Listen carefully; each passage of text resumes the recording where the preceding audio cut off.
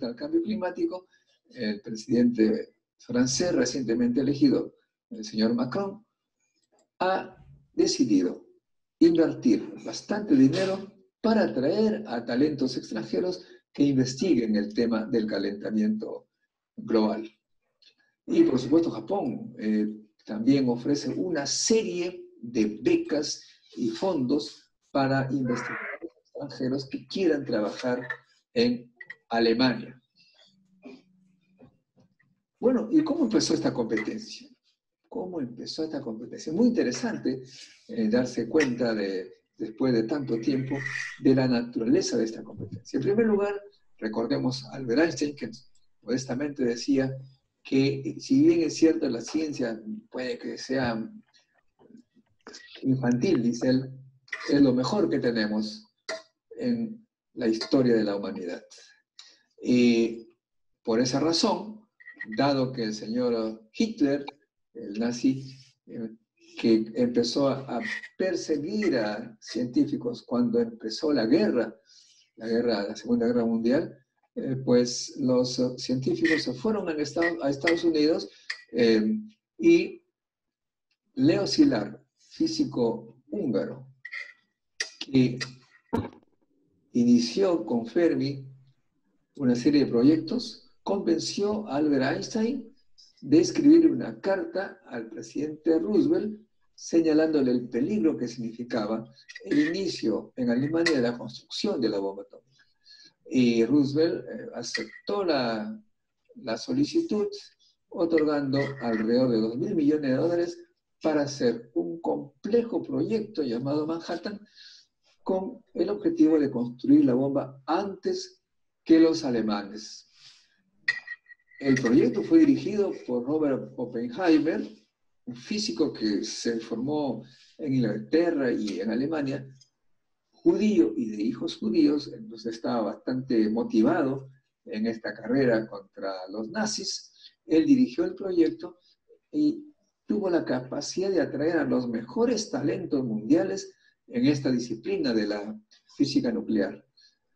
Entre estos talentos está Enrico Fermi, físico italiano, premio Nobel en 1938, justo cuando empezaba la guerra, experto en neutrónica. Él construyó en Chicago el primer reactor nuclear. Enrico Fermi no era judío, pero su esposa Laura sí lo era. Y Mussolini, que otro descarriado mentalmente, justamente se peleó con los científicos judíos. Y bueno, también, si es que la esposa de un científico era judía, tomó la decisión de ir a Estados Unidos, y allí es donde contribuyó con el proyecto Manhattan.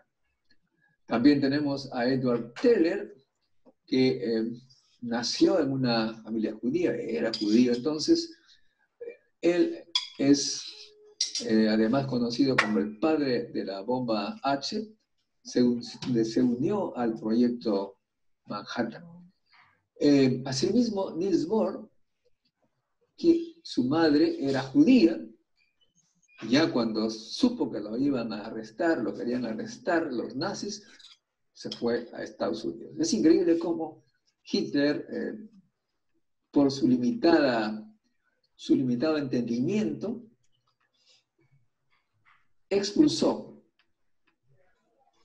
digamos, sin quererlo otra vez, a los mejores y talentosos científicos que le hubieran dado la capacidad nuclear, y de repente la historia cambiado.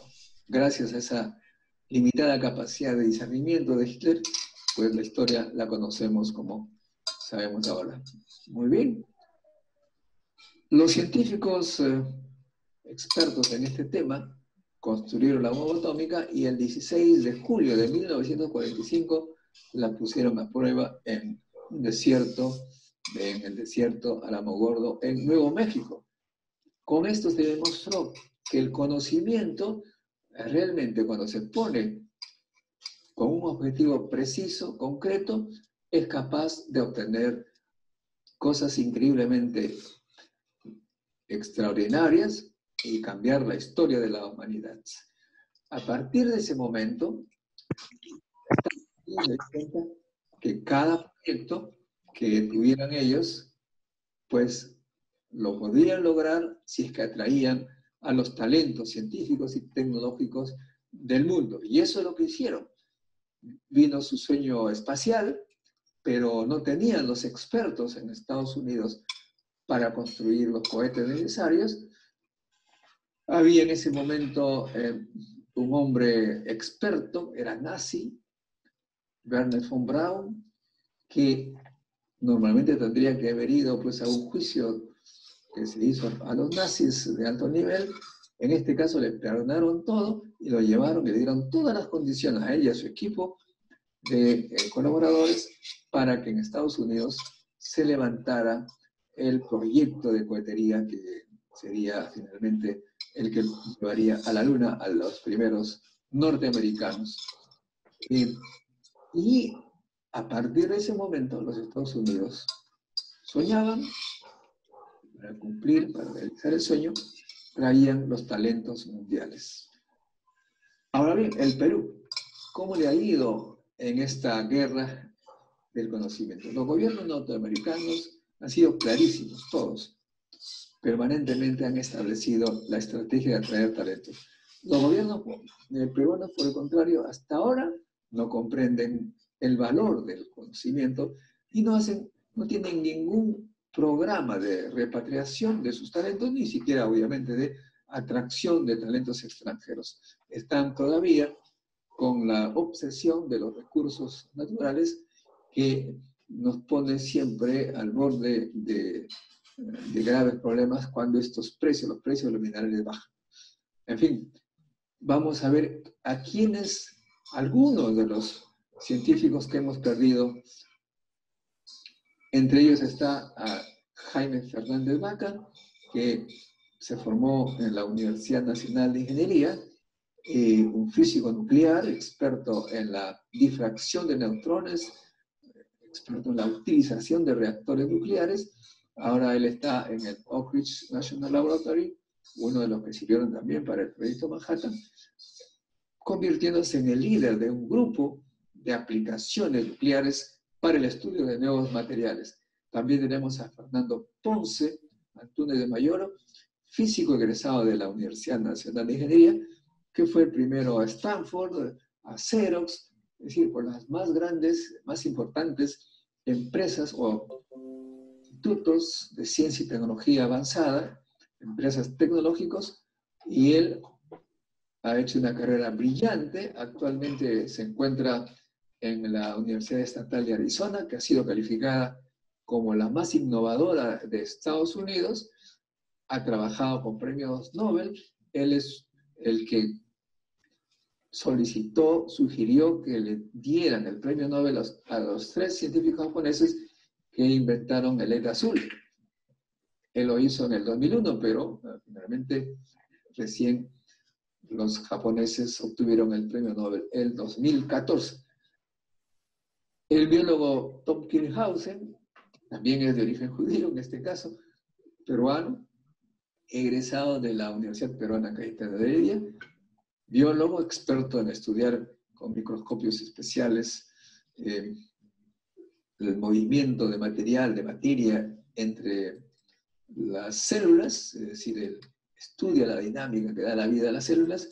Ha trabajado con, por ejemplo, Eric Betsick durante un año para hacer un microscopio de fluorescencia de super resolución para estudiar los procesos que ocurren en las células. Betsick obtuvo el premio Nobel en el 2014 también. Como que notan ustedes como 2 científicos peruanos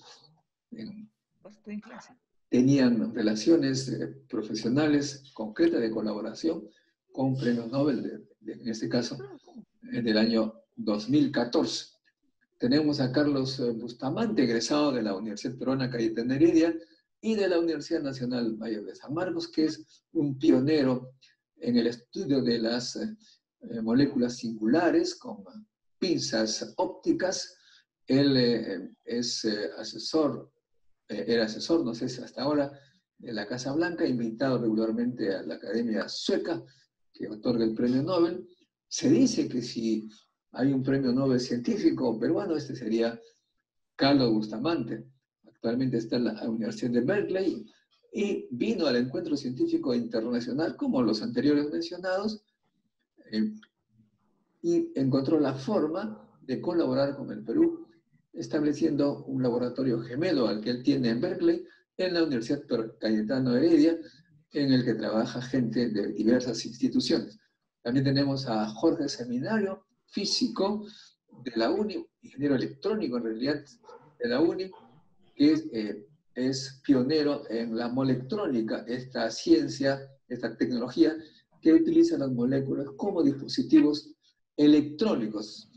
Trabaja en la Texas A&M University, un científico realmente muy importante en estas nuevas tecnologías.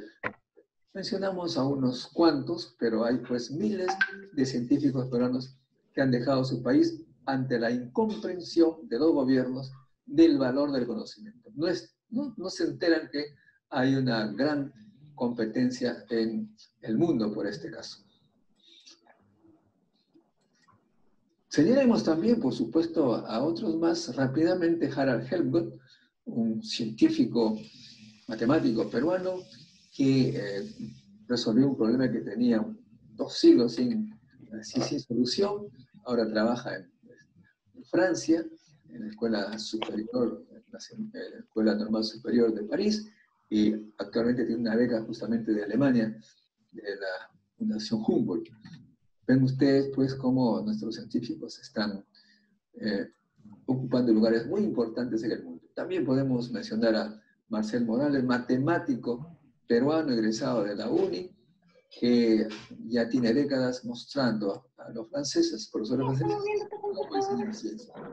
Varios de los científicos mencionados estarán en el Encuentro Científico Internacional 2018 de enero, en el 25 aniversario de ese encuentro importante. Bien. ¿Cómo es que finalmente, como resultado de esta competencia, cómo se mide el resultado? Esto se hace por indicadores, los que están aquí mencionados.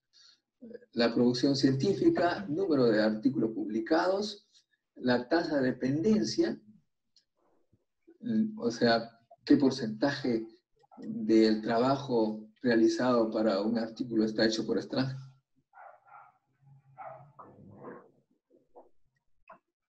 Bien, parece que ya estamos todos. Por favor, les agradecería que pongan su nombre completo, todos, en la parte de chat. En el chat ustedes pueden poner sus nombres para ver quiénes han estado presentes. Por el momento hay 27 alumnos, pero para que esto quede como asistencia, en el chat ponen su nombre, por favor. ¿Sí? Nombre y apellido. Nombre completo, por favor. Acá tenemos, de acuerdo a... Tendría que haber 39 personas y solamente hay 25. No, 25. De modo que pongan todos, por favor, en el chat pongan su nombre de asistencia. Ok, bueno, entonces estamos nosotros escuchando, hemos escuchado una parte de una clase grabada que esperando que todos estén completos. La idea es que hoy en día el valor del conocimiento mundial lo da pues la ciencia y la tecnología.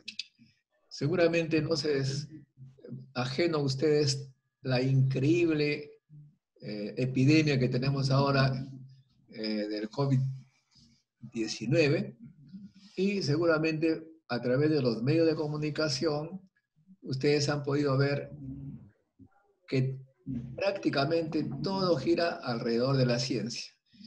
Los laboratorios del Perú están investigando cómo defendernos de esta pandemia.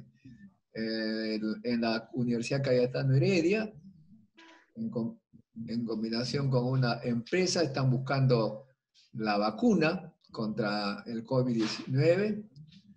También están viendo en otros lugares como la UNI, Católica y San Marcos, están viendo los famosos ventiladores o respiradores artificiales. O sea, todos están concentrados.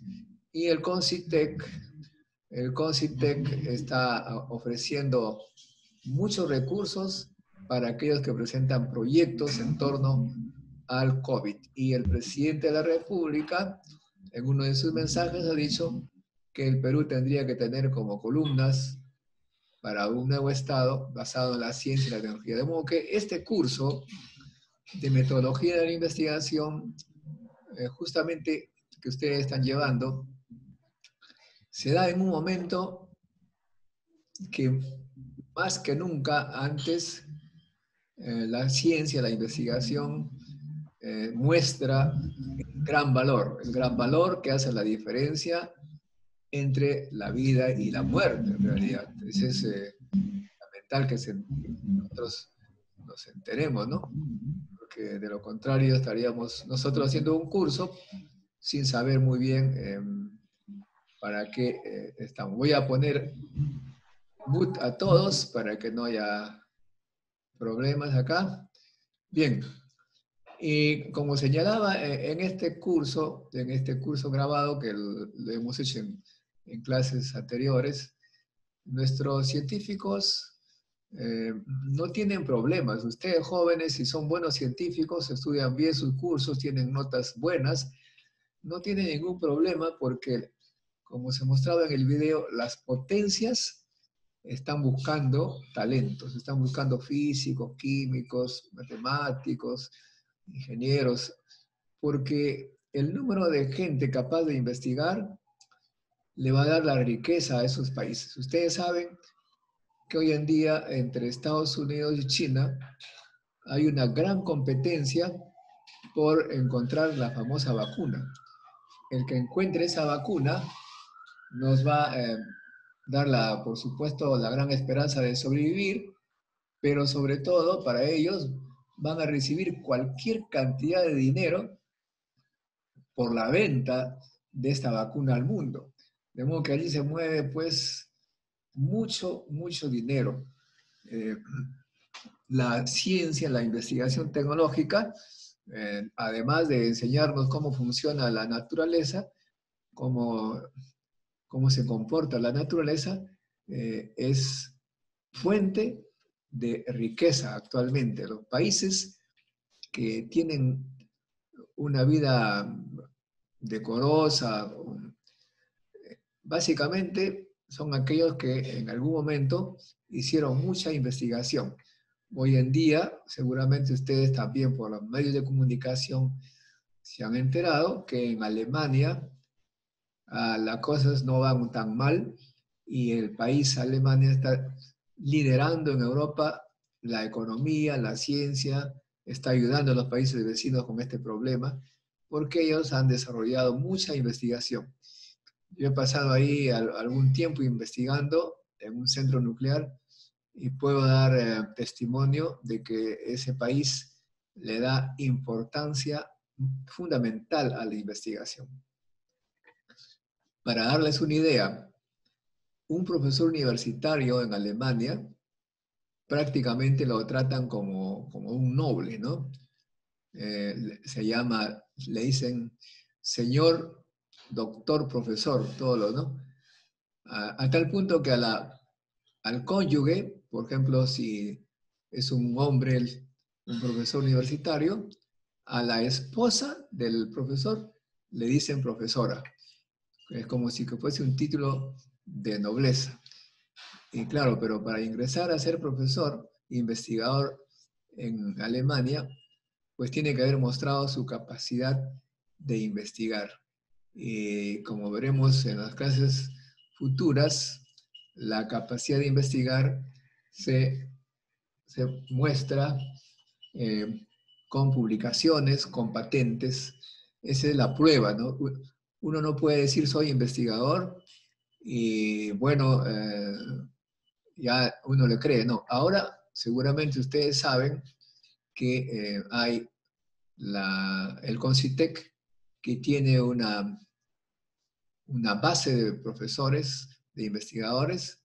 A ver, voy a ver, bueno, para no estar hablando yo todo el tiempo, cualquiera que quiera hablar, levante la mano, yo le voy a hacer la pregunta. ¿Conocen ustedes lo que es el RENACIT? ¿Alguien sabe qué es el RENACIT?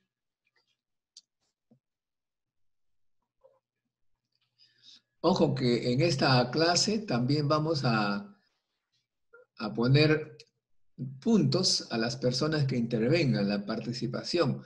Este curso por internet es bastante especial porque no hay prácticas normales, motivo por el cual el profesor va a poner notas también por las intervenciones.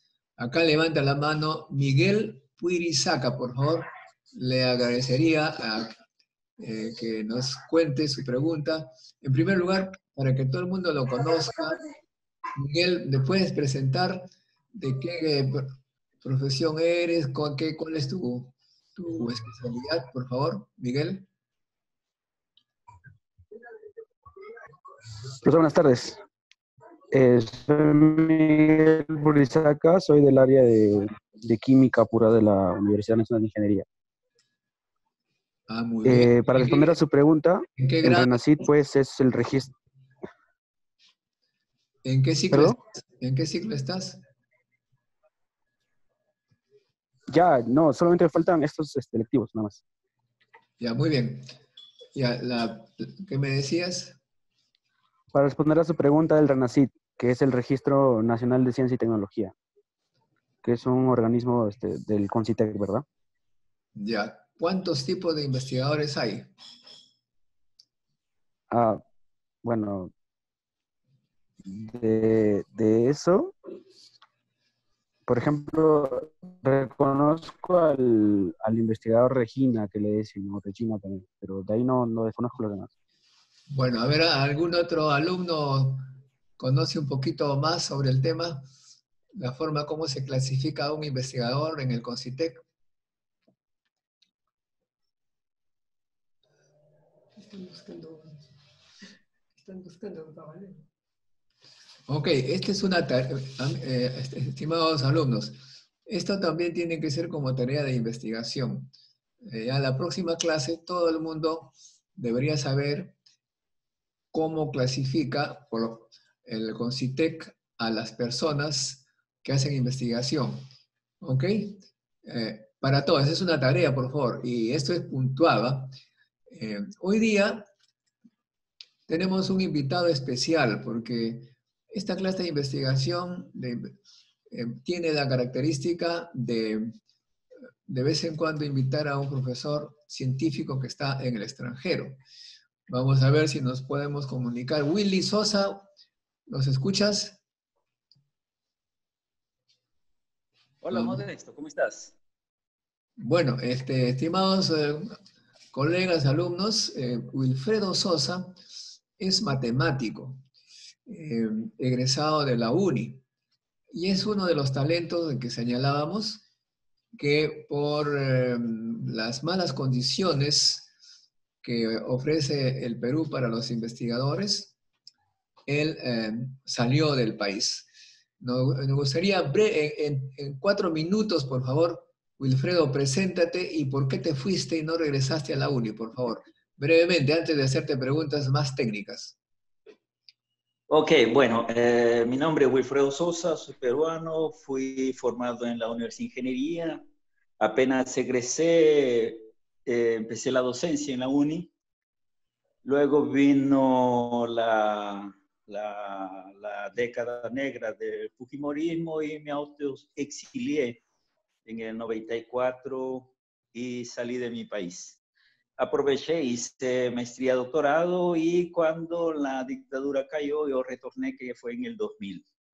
Desde esa época yo trabajé duro en el Inca. El Inca, yo soy uno de los fundadores del Inca. ¿cierto? A nivel de maestría y doctorado, yo solito hice la línea de optimización. Y los problemas que se tenían básicamente era que todo científico necesitaba salir y no había financiamiento. Concitec era una cosa extremadamente doméstica, solo tenía presupuesto para pagar a las personas que trabajaban ahí, y por lo tanto proyectos no había casi nada, era nulo. Entonces yo preferí obtener financiamiento del exterior. Hasta que en la uni las cosas empeoraron, ¿no? Entonces, y es básicamente porque el Perú no tiene una política de ciencia y tecnología, porque el profesor no tiene un asidero legal, es decir, aquel que se dedica a hacer la investigación, no tiene ese asidero legal con el cual él pelear, ¿no? Entonces todo se hace de manera doméstica y eso llegó un momento en que uno ya no aguanta más y sale, ¿no? Y salí no por iniciativa propia, porque a mí me cesaron, me obligaron a cesar estando yo en Alemania, ¿no? Y entonces ahí ya fue la gota que derramó el vaso y me quedé en el extranjero. Bueno, ese es en resumidas cuentas, ¿no? Ok, Wilfredo, entonces la pregunta que sale de la charla que estábamos dando anteriormente, yo decía que los científicos, en el fondo, no tienen problemas, simplemente se van del país. El que se queda Sí. con el problema es el Perú, porque no cuenta con investigadores, y de que las potencias están compitiendo por llevarse la mayor cantidad de investigadores buenos a sus países, a sus territorios. ¿Podrías tú aumentar este argumento para que nuestros colegas, alumnos, le tomen más gusto por la ciencia, por la investigación, sabiendo que la Claro, investigación va a ser muy valorada en el extranjero? claro. El quehacer en la universidad, es decir, los estudiantes que recién inician en las universidades, ellos van con toda la energía de querer hacer las cosas bien. Eso es justamente lo que sostiene aún el precario sistema universitario que existe en el Perú. Son los estudiantes. Porque del 100% de los profesores, el 90% no vale para nada. Entonces son los estudiantes que tienen ese potencial de querer hacer las cosas. Y esa necesidad de los estudiantes de querer hacer las cosas es que le da una performance mayor posteriormente.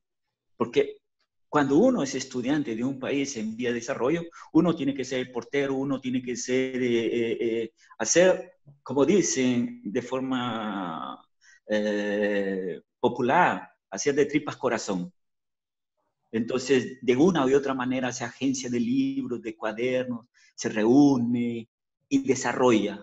Ese entrenamiento que tienen los países desarrollados no tienen, porque nos hacen cada vez como estudiantes más fuertes. Y uno nota esta gran diferencia cuando uno está en el exterior. Cuando uno está en el exterior y va a competir por una beca, entonces los peruanos siempre salimos en primer lugar. Siempre, cualquiera que sea el área, particularmente en ciencias, ¿no? Entonces, cuando uno va y ve que es valorado allá afuera, cosa que no sucede en el Perú, entonces la primera alternativa que uno tiene es quedarse, ¿no? Porque uno, está bien que sea peruano y dicen que somos masoquistas, pero también no tanto, ¿no?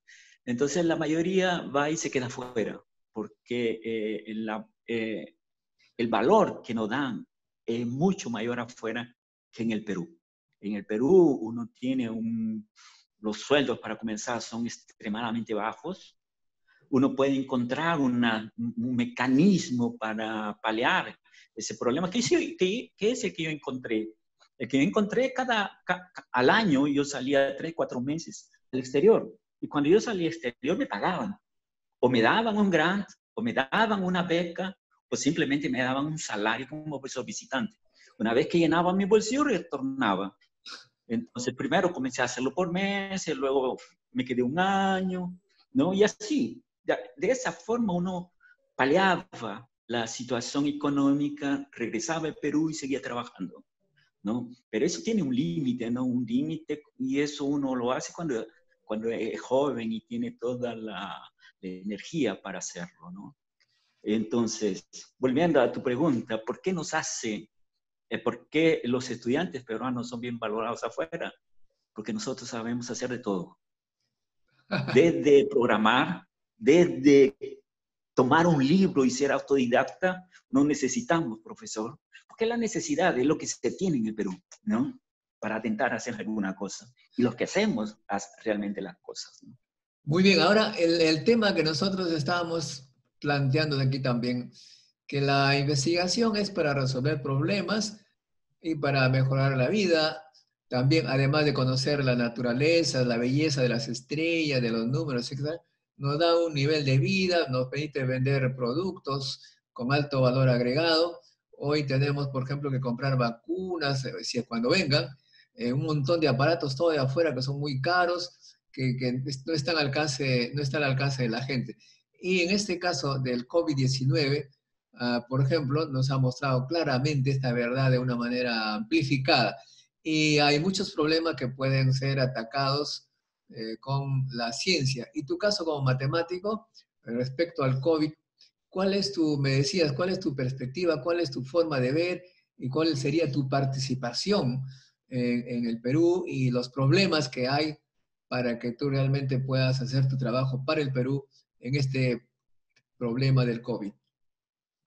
Claro, esta pandemia, a diferencia de las otras pandemias que han ocurrido en la Tierra, esta tiene una tasa de contagio muy grande. El virus tiene una capacidad de contagio extremadamente grande. Entonces, el primer gran problema es cómo hacer un modelo para entender la dinámica del contagio. Entonces, desde un punto de vista de la ciencia, tú tienes dos alternativas. O te vas con modelos paramétricos, ¿no? Y esos modelos paramétricos, para madurarlos, lleva un tiempo muy grande. Y entonces la pandemia es violenta, es rápida, ¿no? Entonces en China demoró algo así de 2 meses, 3 meses. Entonces en ciencia, para hacer un modelo formal, uno demora años, ¿no? Entonces no era lo indicado. Entonces ahí yo, como soy matemático, y me dije, entonces, ¿por qué no pensar en un modelo no paramétrico? Los modelos no paramétricos son basados en datos. Entonces, con esos datos ya tienen la información de la pandemia, ya tienen toda la información de reproducción, de contagio y evolución de la pandemia, ¿cierto? Si yo hago un modelo paramétrico, entonces con esos datos yo tendría que calibrar los parámetros de ese modelo. Entonces es muy complicado. Entonces yo dije, no, si ya la información está en los datos, ¿por qué no hacer un modelo no paramétrico? Y comencé a hacer un modelo paramétrico, ya que estaba confinado, me cansé de que mi esposa me mande a lavar mañana, tarde y noche los platos, entonces comencé a hacer ese modelo no paramétrico, basado en datos. Y ahí viene la parte ya de como matemático. Como matemático uno tiene que usar todas las armas que uno tiene, todo el conocimiento que uno tiene. Estando en la Católica de Brasilia, yo aplicaba la matemática a la economía, básicamente a crecimiento regional. Y dando una disciplina a nivel de doctorado, que le llaman tópicos de economía regional, allí había un concepto bastante interesante que justamente me resolvió el problema que yo estaba teniendo en mi modelo no paramétrico. Y el principal problema en un modelo no paramétrico es el tamaño. Por ejemplo, Lima es enorme, es 1/3 de la población, en cuanto a que hay otras ciudades que son extremadamente pequeñas. Entonces, ¿cómo comparar? Entonces, tú tienes que eliminar el tamaño. Ese concepto es llamado de cociente de ubicación. Entonces, yo usé ese cociente de ubicación en ese modelo no paramétrico, en donde el tamaño desaparece. Y ahora sí yo puedo comparar ciudades grandes con ciudades pequeñas para entender cuál es la tasa de contagio, para saber cuál es la tasa de mortalidad, para saber la tasa de recuperación, es decir, aquellas personas que fueron contagiadas y que están en el hospital, cuánto tiempo demora para sanarse y salir del hospital. Eso en matemática llamamos de variación, la tasa que dicen los economistas. Entonces uno puede visualizar bien eso con datos en un modelo no paramétrico, que es el caso que yo usé. Entonces, para que se entienda un poco mejor el modelo no paramétrico, yo usé 3 variables. La primera variable es la cantidad de test diarios que se hacían. Se entiende por test es cuando una persona cree que tiene los síntomas y se va a un hospital, ¿cierto? Entonces, él es parte de la estadística, ese es un test. ¿Por qué? Porque en el hospital le van a testar si tiene o no tiene, ¿cierto? Luego también está, cada estado determina, dependiendo de su capacidad de comprar o de fabricar los tests, comienza a distribuir en cada uno de los departamentos cuántos tests, aparte de las personas que van al hospital, cuántos tests se puede hacer. Entonces, cuando uno comienza a sumar las personas que van, los tests que hacen de forma muestral el gobierno para entender cómo es que está yendo la pandemia, a eso le llamamos test. Luego, la otra variable es el contagio. De esas personas que fueron testadas, ya sea porque fue al hospital o ya sea porque fue parte de una muestra, ¿cuántos de ellos salieron positivos por día? ¿Cierto? Y aquí hay un pequeño problema. Uno no puede ser exacto como en la matemática, porque, por ejemplo, llegó una persona al hospital a las 11 de la noche y recién detectaron que estaba con el virus 2 horas después, es decir, al día siguiente. Entonces, ¿dónde lo coloco? ¿En el día antes o un día después? Entonces, para evitarnos esas cosas, vamos a decir que el que fue contagiado en el día es cuando viene el laudo médico y dice, él está contagiado. No interesa si entró el día anterior. Igual para las muertes. La otra variable son los muertos. Entonces, los muertitos, llega una persona y murió. ¿Cierto? No aguantó y murió. Hasta que se haga todo ese proceso de decir de qué murió, entonces lleva un tiempo. Ese tiempo, cuando el sistema de salud está colapsado, puede durar hasta una semana. La pregunta es, si murió en el día X y después de 10 días más, X más 10, ahí viene el laudo y dice, murió del virus. Entonces, ¿dónde colocarlo? ¿El día que murió o el día que hubo el laudo? Entonces, para evitar esas cosas, el día que hubo el laudo médico y se murió de esto. Entonces, con esas 3 variables, test, contagiados y muertos, ¿no? Entonces voy a hacer uso de ese cociente de ubicación. Ese cociente de ubicación en economía, la base de datos que va a alimentar eso, se llama panel. Desde un punto de vista matemático se llama tensor, porque un tensor tiene, a diferencia de una matriz, tiene 3 índices. La matriz solo tiene 2 índices, filas y columnas. El tensor ya tiene 3 índices. El primer índice va a ser para la variable, ya sea el T, ya sea los contagiados, sean los muertos. El segundo índice para saber el departamento, en qué departamento que se detectó o ese test, o ese infectado, o ese muertito. ¿Cierto? Y el otro índice es para ver el tiempo, en qué día fue. Y todos los datos tienen que ser diarios. Entonces aquí ya tenemos 3 cosas. Tenemos un concepto que viene de la economía regional, que es el cociente de ubicación, que es utilizado. Nosotros definimos las variables y con eso formamos ese tensor o esa base de datos que sería un panel desde un punto de vista estadístico o económico. Y luego, ¿cierto? Armamos con esa base de datos, con esos datos, armamos ese tensor. Una vez que ya está ese tensor ahí, entonces ahora tú ya puedes manipularlo. Entonces, con esa manipulación de los datos, uno puede comenzar ya a usar esa metodología que viene de la econometría.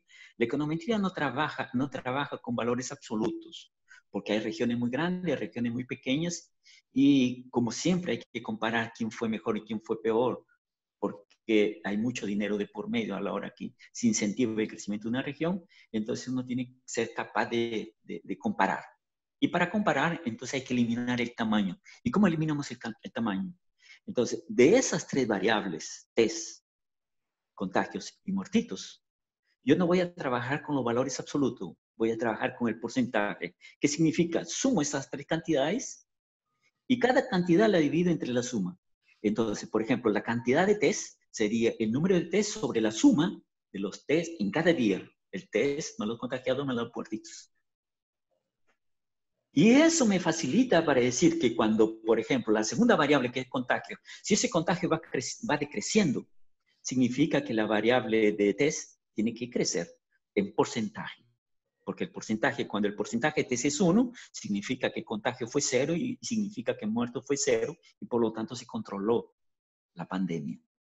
Entonces ahí yo ya gano gratis esa interpretación de poder controlar la dinámica de los contagios y la dinámica de los muertos, no con valores absolutos, sino con porcentajes.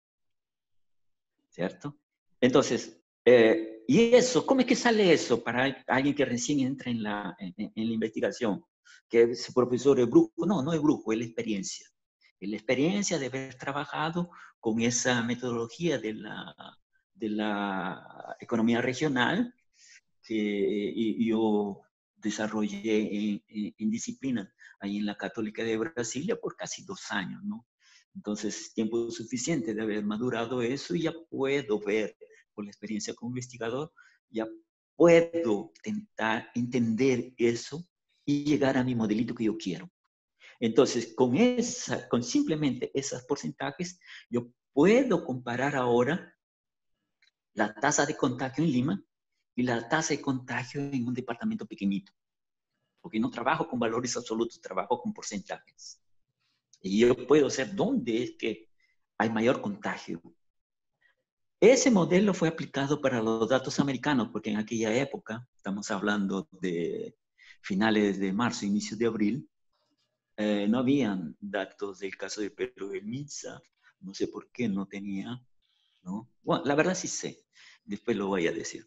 Entonces, pero no estaban disponibles los datos. Entonces, los únicos datos que yo encontré fueron de Estados Unidos, porque tengo un sobrino que está estudiando en Berkeley, justamente con Carlos Bustamante, otro peruano, ¿no?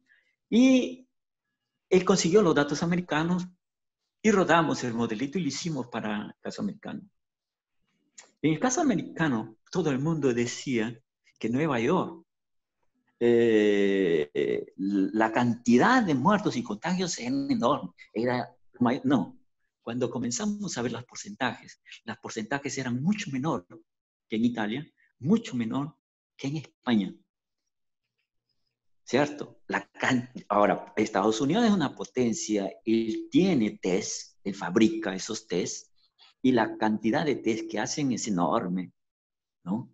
Entonces, pero a la hora de ver esa muestra de test que está en Estados Unidos por estado y ver cuántos contagiados de esa muestra hubieron, esos números eran pequeños. Es cierto que la curva crecía, sí. Es cierto que hay como alrededor de 2 millones, creo ahora, de infectados. Sí, pero los muertos es menos del 1%, comparado con otro lugar, que los muertos son mucho mayores, ¿no? Entonces, esa metodología de trabajar con porcentaje permite comparar cosas grandes con cosas pequeñas. En economía se dice con economía de grande escala como una economía doméstica. Y yo puedo saber quién es más eficiente, ¿no? Entonces aquí también queremos saber la eficiencia de ese virus con corona, dónde que fue más eficiente en los contagios, dónde que fue más eficiente en las muertes, ¿no? Entonces, por eso me gustó eso y salió ese modelito que es interesante. Infelizmente, ahora ya que el MINSA publicó los datos que siguen siendo desastrosos porque no están nada ordenados y hay muchos datos que no tienen mucho sentido, pero bueno, ¿no? Ese es otro tema que tal vez podamos ver aquí. Entonces, pero ahora que ya reanudé mi actividad, porque yo estoy ahora visitando la Autónoma de Barcelona y el Centro de Recerca Matemática, entonces ya mis actividades fueron retomadas de nuevo y ya no dispongo del tiempo suficiente como para trabajar la base de datos. Trabajar la base de datos es un trabajo bien difícil, ¿no? Porque hay muchos huecos, hay que evaluar esa base de datos, si esa base de datos satisface los requisitos de una base confiable o no, ¿cierto? Y hay técnicas estadísticas para hacer eso, ¿no? Entonces ya no tuve tiempo y por eso no lo hice para el caso de Perú. Pero si hubiese alumnos tuyos ahí, Modesto, que quisieran darse el tiempo de hacer ese panel de datos, en ese sentido, por día, la primera columna serían los días, la segunda columna serían los departamentos ordenaditos, ¿cierto? Por ejemplo, ¿cuántos departamentos hay en el Perú? Yo ya me olvidé. 24, creo. 24. Vamos a suponer que hay 24 departamentos. Entonces, la primera columna, y vamos a suponer que empezó el día 1 de marzo. 1 de marzo, entonces, 24 veces reproduce el 1 de marzo, esa sería la primera columna, y la segunda columna coloca de forma ordenada esos 24 departamentos. La siguiente columna sería, por ejemplo, los testes en ese día, en ese departamento. La cuarta columna serían los contagiados en ese día, en ese departamento. Y la quinta columna serían los muertitos ese día en ese departamento. Y así vas. Terminando esos 24 departamentos, vamos los 24 más. Y eso ya sería el segundo día. Y vuelvo a repetir los departamentos en ese orden y vuelvo a llenar esa hoja en Excel con los datos. Esa es la base de datos primaria que se necesitaría. Yo haría los testes para ver si es una base de datos que no tiene problemas, porque cuando una base de datos ha sido manipulada, es decir, no fueron datos in situ, fueron manipuladas, casi siempre existe el bootstrap que detecta esa manipulación, esa dependencia que genera esa manipulación. Y esos datos tienen que pasar ese test si tú quieres hacer un análisis como profesional y colocar tu nombre de por medio. Tú tienes que garantizar que esos datos no fueron manipulados, ¿no? Que fueron tomados in situ, que no tuvieron ningún tipo de problema de dependencia, ¿no? Muy bien, Wilfredo, muy interesante. Los que te han escuchado, alumnos, investigadores, de repente alguno se interesa en el tema, hay matemáticos. ¿Tu correo electrónico podrías decirnos? Sí, es sosa@imca.edu.pe. IMCA de acá de Perú, del Instituto Sí, del Matemática INCA, porque y Ciencias yo fui Aplicadas. fundador del INCA. Mínimamente no me deben de cortar ese email. Ok. Bueno, gracias, También gracias. también tengo mi email de la UNI, que lo uso muy poco, ¿no? Que de nuevo es sosa@uni.edu.pe. Bueno, Que lo que ahora tú no has me... mostrado, lo que nos has explicado ahora es lo que en metodología se llama la conceptualización del tema de investigación, ¿no? ¿Qué elementos se usa, matices, tensores? Hay que dominar estos términos para expresar el problema, porque obviamente si uno quiere definir un problema tiene que saber qué significa cada palabra que usa, qué conceptos. Yes. Claro, porque tú tienes que entender, porque tú vas a manipular todo eso, ¿cierto? Es más, dentro de esa metodología, yo creé un índice que yo le he bautizado como el índice de concentración. Y es bastante interesante, la idea es bien intuitiva. tal vez los que me están escuchando van a entender. Tomen una matriz cualesquiera, de cualquier tamaño, cuadrada, rectangular, como quieran. Vamos a suponer que fue una matriz de 5 por 4, ¿cierto? Una matriz de 5 por 4, 5 líneas, 4 columnas, ¿cierto? Si a esa matriz, toda matriz, de acuerdo a la álgebra lineal, tiene asociada una matriz que es llamada matriz de covarianzas. ¿Cómo se construye esa matriz de covarianzas? Tú sumas todas las filas, ¿cierto? Y vas a tener un vector fila. Como hay 4 columnas, ese vector va a tener 4 componentes. Llámale X barra a ese promedio de todas las filas. Si a cada fila ahora tú le restas ese promedio, ¿cierto? Vas a tener una nueva matriz, llámale matriz B. Si ahora tú haces B transpuesta B y lo multiplicas por 1 sobre el número de filas que tiene esa matriz, esa es, en otras palabras, la matriz de covarianzas. Es decir, la matriz de covarianzas no es nada del otro mundo, es extremadamente simple, no necesitas saber de estadística, no necesitas saber de nada, solo necesitas entender operaciones con matrices y vectorcitos. Solo eso. Una vez que tú ya tienes esa matriz de covarianza, de nuevo vamos a la álgebra lineal, se prueba fácilmente que esa matriz de covarianza es una matriz simétrica y definida positiva. ¿Qué significa que sea definida positiva? Como es una matriz cuadrada y simétrica, todos sus autovalores son reales. Y al ser semidefinida positiva, todos los autovalores son mayores que 0, mayores o iguales que 0. Solo que ahí viene ya una interpretación interesante. Esos autovalores, la interpretación de esos autovalores quiere decir cuán alejados están esa línea de la matriz original de 5 por 4 con respecto a esa media que le hemos llamado X barra.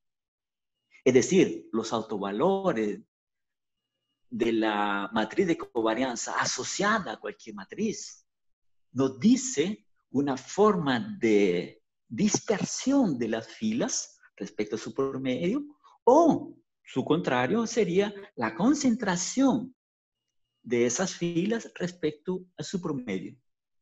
Eso fue lo que yo usé para decir, dada una matriz de cociente de ubicación, yo voy a definir el índice de concentración de esa matriz, porque toda matriz estaba asociada a un departamento. Cada departamento, como yo tengo un tensor fijo uno de los índices y lo me quedan 2, y esa es una matriz, entonces yo tengo una matriz. Para cada departamento tengo una matriz.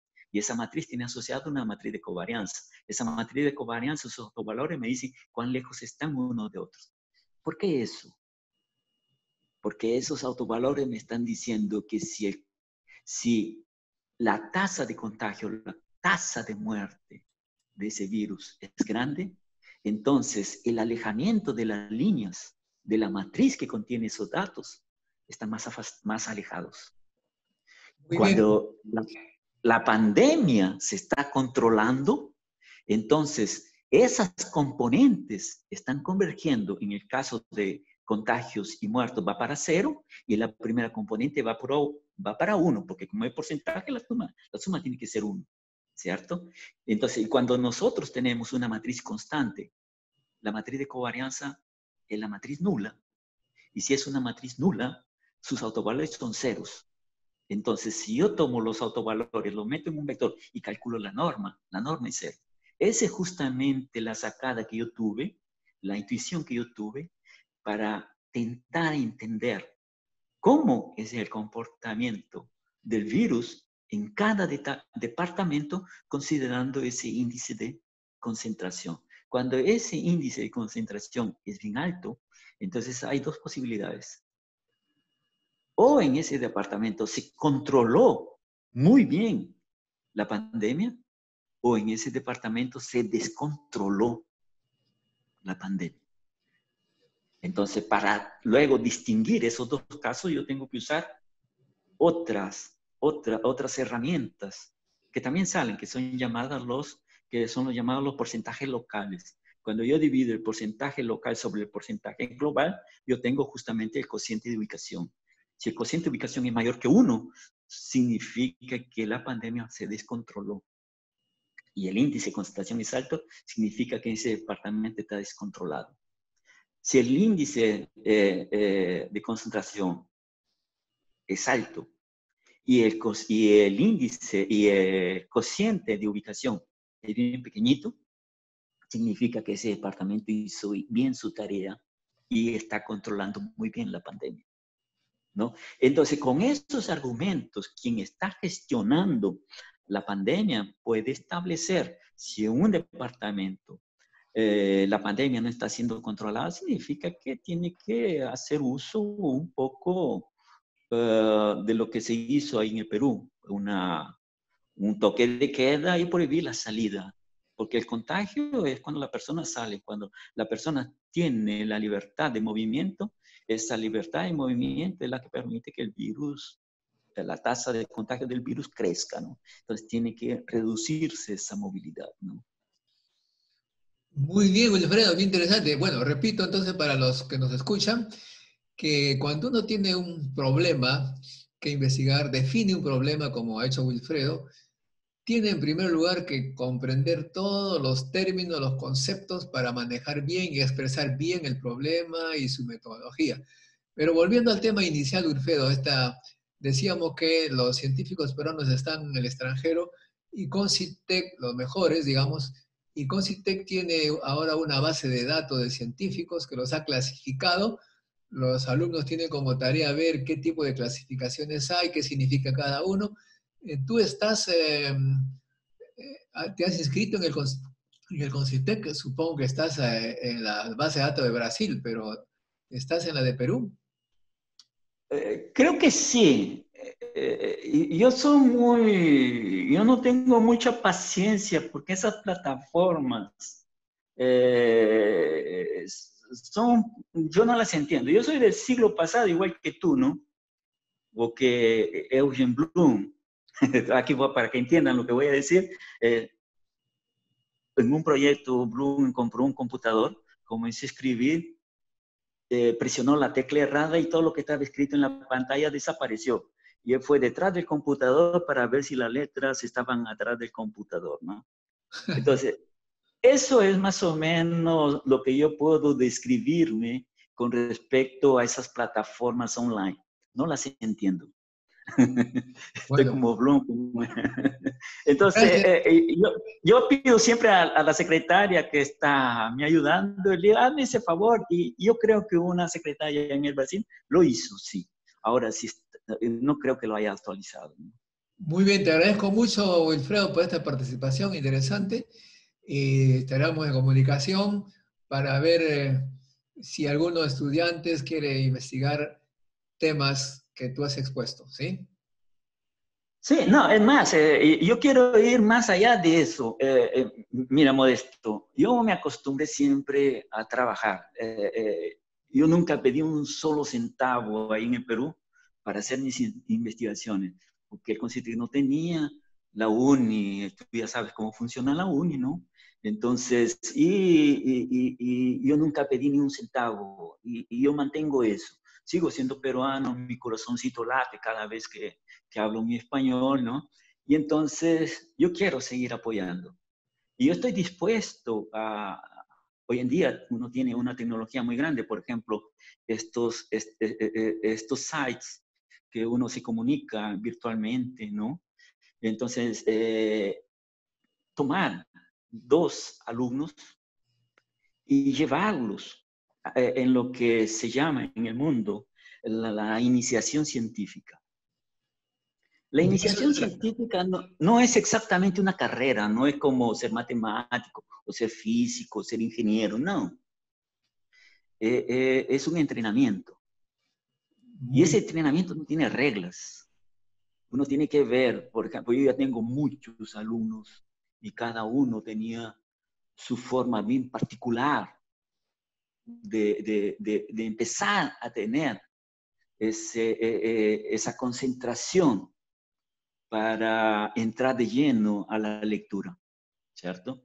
Entonces, todas las personas no son iguales, son diferentes. Entonces, si hay alumnos que les gustaría trabajar conmigo, para comenzar, no les voy a cobrar ni un centavo. Si hay alguien que le dice que ese profesor cobra, mándenlo donde ustedes ya saben, yo no cobro ni un centavo. Y cuando ellos ya estén formados, lo único que yo pido es que hagan lo mismo que yo hice con ellos. Que formen a nuevos estudiantes. Perfecto, muy bien. Ok, muchas gracias, Wilfredo. Ok, fue un placer siempre, Modesto. Ok, gracias, gracias. Hasta el próximo encuentro. Hasta el próximo encuentro. Bueno, ustedes han escuchado a Wilfredo nos apoya con este deseo de hacer investigación con jóvenes peruanos. Ustedes que están iniciándose en la investigación tienen la oportunidad de unirse a él. No sé cuántos matemáticos hay en el grupo. Podría levantar la mano azul para ver cuántos matemáticos hay.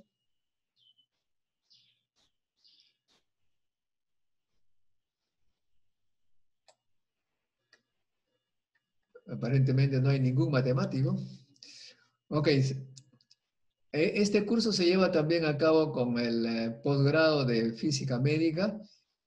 Para ellos la tarea es la misma que para los otros. Se trata de ver con precisión qué significa ser investigador, cómo lo califica el CONCITEC. Ahí tenemos la base de datos de CONCITEC.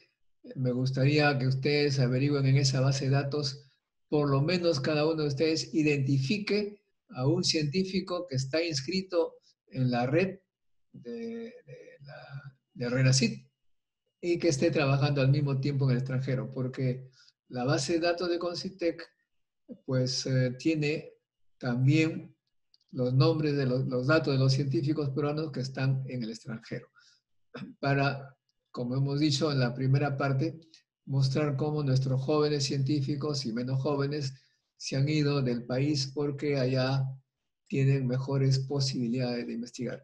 ¿Preguntas, amigos? No se olviden, como les dije al inicio, todos deben entrar al chat y poner sus nombres y sus dos apellidos completos. Esa es la lista, va a ser el chat. ¿Ah? Si alguien quiere hacer preguntas, disculpa que te interrumpa, Modesto, si alguien quiere hacer una pregunta, estoy disponible aquí. Sí, por favor, preguntas. Nosotros, tú sabes, Wilfredo, que en el Perú la gente en la uni dicen que no pregunta, que es media muda, pero vamos a ver que en este caso no es así.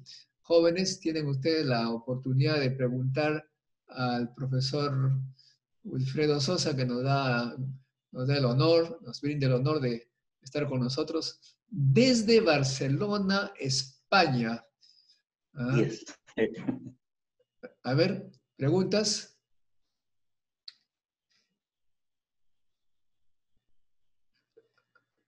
Bueno, como no hay pregunta, voy a yo mismo señalar a alguien que pregunte. Voy a darle la palabra a Carlos Espinosa Mancilla. ¿Puede prender su micro, por favor?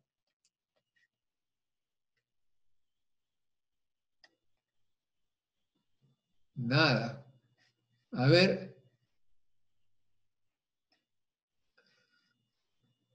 Voy a poner a todos que puedan hablar. Vamos a ver.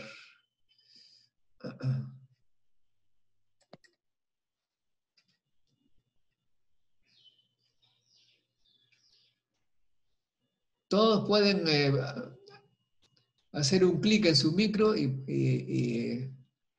decir algo, pues a ver.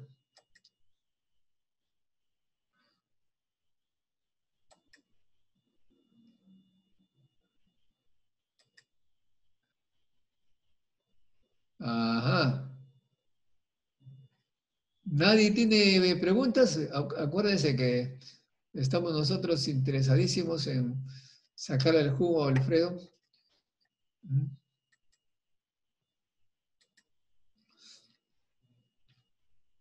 A ver, Carlos Renato Chauca Príncipe. ¿Podría usted hacer una pregunta? Nada. Claudia, ah, Modesto, ellos dicen que están bloqueados. Tienen que desbloquearle ¿cómo se llama? El micrófono. No, no sé cómo es. Yo no, aquí yo le desbloqueo, no, pero ellos no sé cómo. ellos tienen el clic ahí. Vamos a ver. Aquí en el chat, ¿tú puedes ver el chat, Wilfredo? Sí. Ahí tienes preguntas. Sí, aquí. Sí, sirve para rotar y dar una mejor visión de los datos. Claro, porque tú puedes hacer el análisis, ¿no? Desde un punto de vista por departamentos o por variable, ¿cierto? Porque si quieres hacer un análisis por departamento, entonces tú fijas el índice de departamento y lo que te queda ahí es una matriz. Y esa matriz tú le aplicas todo lo demás y ya tienes un resultado. Pero ahora no te interesa el análisis por departamento, tú quieres hacer solo el análisis por variable, es decir, yo quiero ver cómo fue el contagio en todo el Perú, ¿cierto? Y entonces tú fijas ese índice y lo que te va a quedar es una matriz. Solo que esa matriz va a ser bien grande, ¿no? Entonces hay que tener mucho cuidado con esos datos grandes, ¿no? Pero sí, puedes hacer todo eso.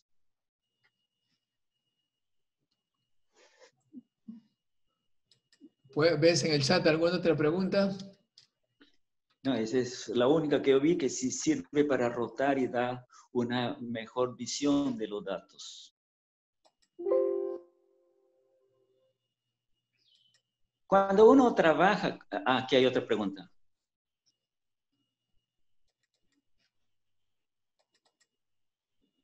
Sí, sí, mi trabajo está, creo que te envié el link, Modesto, de ese modelo no paramétrico.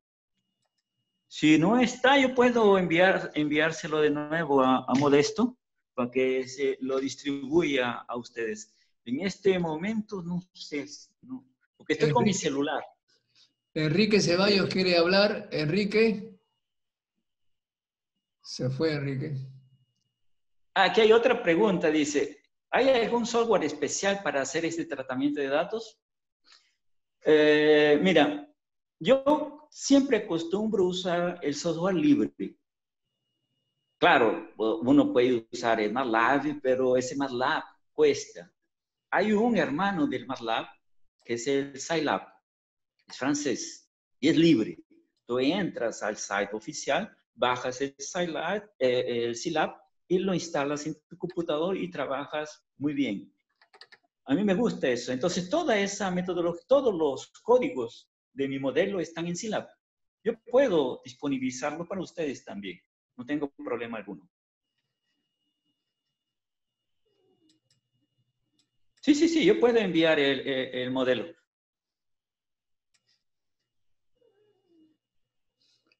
¿Puedes decir el nombre de los que preguntan, Wilfredo?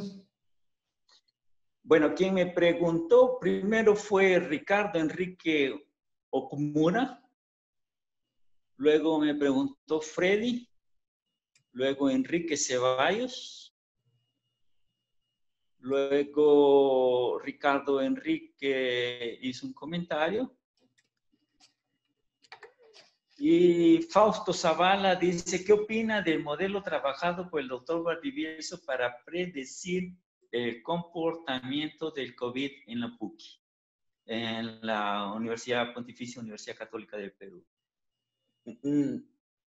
Yo necesitaría saber, como yo no estoy en el Perú, no estoy muy al tanto de lo que cada universidad está ofreciendo.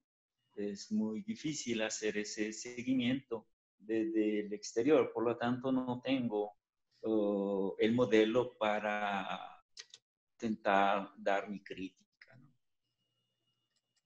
Infelizmente.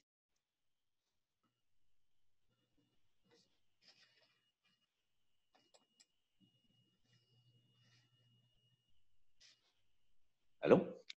Sí. ¿Alguien quiere hablar?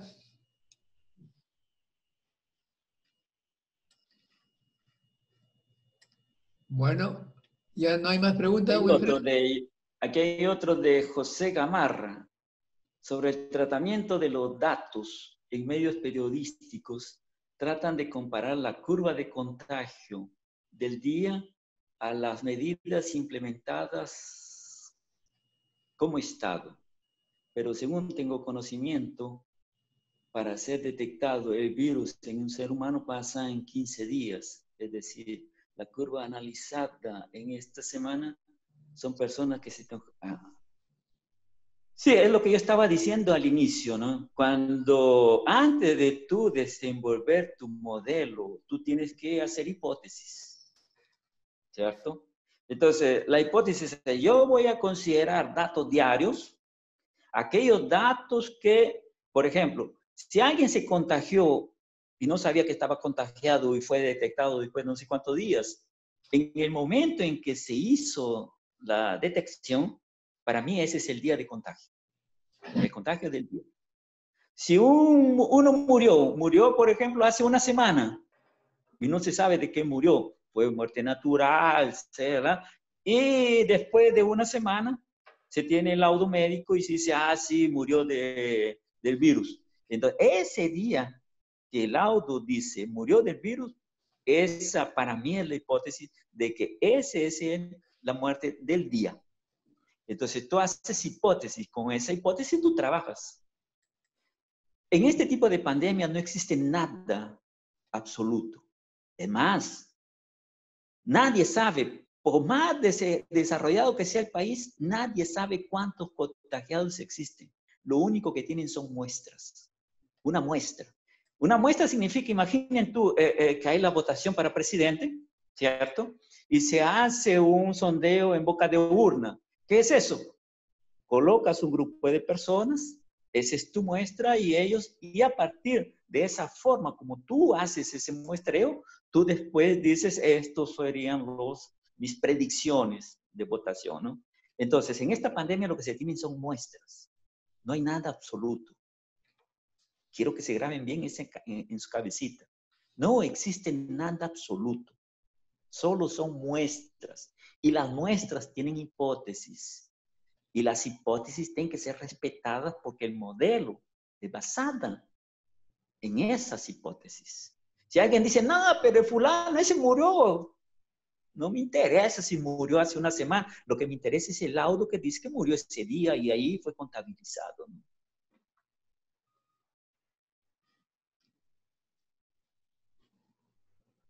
Muy bien. Aquí hay otra pregunta, dice, si el modelo puede predecir la cantidad de contagios fallecidos a futuro. Aquí hay que tener mucho cuidado. Cuando tú tienes una base de datos, la base de datos para predicción tiene que ser muy grande. Por ejemplo, yo quiero predecir si va a haber un terremoto y yo solamente uso 10 años. No, eso no va a servir para hacer una predicción. Porque la predicción necesita una base de datos enorme para entender qué es lo que está escondido en esos datos y a partir de esos datos saber el comportamiento futuro. Y no solamente con los datos, sino hay que introducir algunos testes exclusivos de acuerdo al fenómeno que uno está estudiando.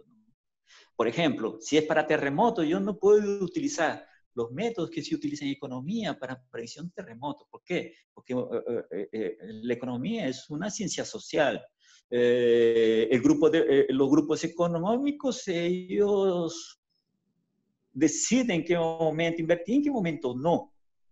En un terremoto, no, pues las placas no dicen, oh, vamos a esperar para darle un susto a los peruanitos. No, eso no existe. Entonces, cuando uno quiere hacer una predicción, uno tiene que tener, se dice, instrumentos. Con esos instrumentos tú validas tu método y con esa validación de esos métodos, ahí tú ya puedes predecir. Y para hacer eso tú necesitas una gran base de datos. Entonces, esos modelos que hasta ahora están existiendo aquí sobre la pandemia, los datos son muy escasos. No da para predecir nada. Lo único que tú puedes hacer es entender la dinámica. Solo eso.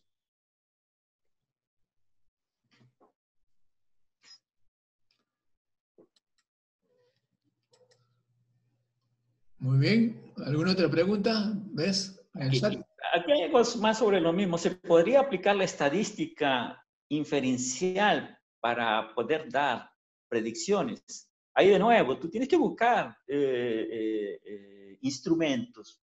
Instrumentos, por ejemplo, esa variable que yo tengo, ¿qué tipo de distribución tiene? Entonces, primero yo tendría que hacer algunos testes para entender cuál es la distribución que tienen esos datos. Por ejemplo, el dato de los testes, el dato de los contagiados y el dato de los muertitos. ¿Será que todos tienen la misma distribución? No sé, entonces yo tendría que hacer un análisis de eso para poder aplicar esa inferencia estadística. Repito, tú necesitas muchos datos para eso, ¿no? Y ese es el problema de la estadística. Por ejemplo, hace poco alguien del gobierno quiso decir, oye, ya llegamos a la meseta, y hizo una simple regresión con solamente, creo que fue 20 días, me parece, ¿no? Mira, hasta un estudiante de econometría dice, ese tipo está loco, no puede hacer una predicción con eso. Son muy pocos datos.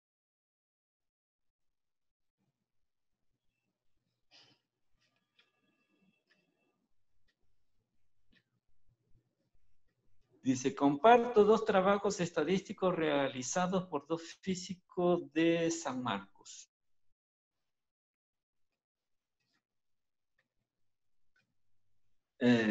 Bueno, aquí es sobre lo mismo, pues, asuntos de estadística, ¿no? Con la estadística hay que tener mucho cuidado, ¿no? Porque en el modelo se hacen hipótesis. Esas hipótesis pueden desvirtuar el comportamiento que pueden tener algunos conceptos estadísticos, como por ejemplo la distribución, porque cambiaste el día, ¿no?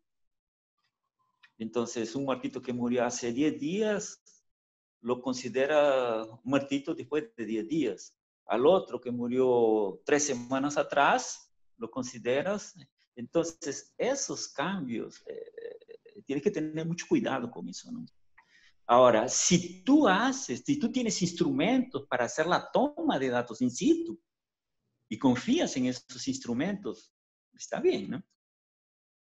Entonces, pero en este caso de una pandemia es imposible tener esos instrumentos y estar en todo el país usando esos instrumentos para medir. Porque en una cuando tú haces una estadística, todos los datos in situ necesitan de un mecanismo de medición para generar los datos. Entonces, ese mecanismo, ese instrumento de medición, antes tiene que ser verificado, que es correcto, ¿cierto? Y una vez que ya tienes eso, construyes todos los datos que sean posibles, y a partir de eso tú comienzas a hacer el estudio de cuál es la distribución que tiene, las probabilidades, etcétera, etcétera, etcétera. Wilfredo, en el fondo, lo que tú nos estás diciendo es que hay disciplinas como las matemáticas, la estadística y otros más que no requieren, digamos, de equipo, de laboratorios, que pueden usar las bases de datos en la Internet, estas abiertas que hay de los organismos internacionales, para deducir determinados algoritmos, determinados comportamientos, y eso te permitiría publicar en revistas científicas sin necesidad de estar pues haciendo lo que se llama trabajo de campo.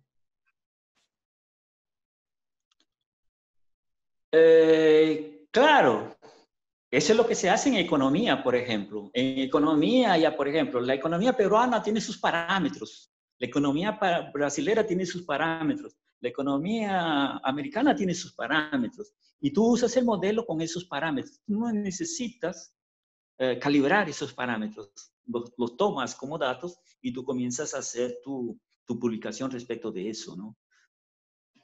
Eso se hace constantemente, incluso en medicina también.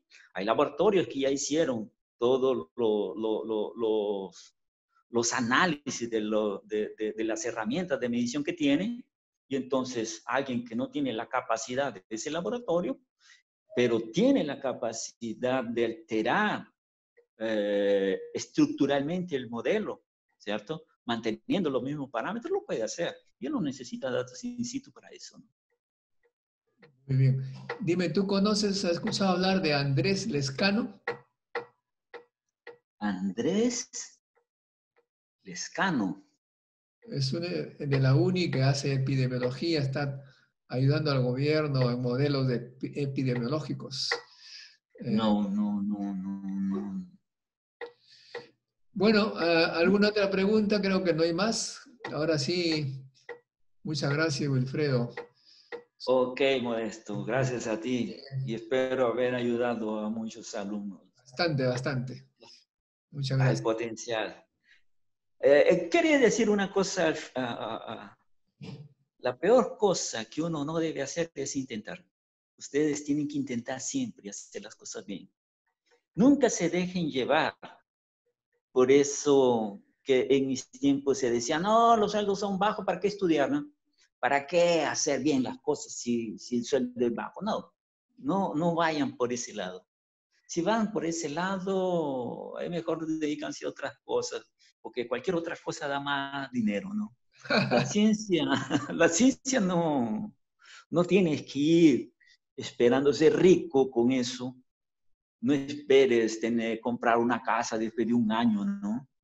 La ciencia es algo bien reconfortante cuando tú comienzas a ver tus artículos publicados en grandes revistas siendo usado por otros grandes científicos.